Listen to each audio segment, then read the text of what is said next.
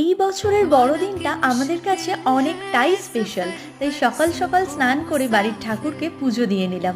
আর ঠিক তারপরেই সৌম্য আর আমি রেডি হয়ে নিলাম ম্যাচিং ম্যাচিং ড্রেস পরে। বাড়ির ঠাকুরকে প্রণাম করে আমরা দুজনেই আশীর্বাদ চেয়ে নেওয়ার পর নেমে গেলাম দুজনে নিচে। আর গুটি গুটি পায়ে হাঁটতে হাঁটতে হাতে হাত ধরে আমরা এগিয়ে চলেছি আমাদের স্বপ্ন পূরণের দিকে।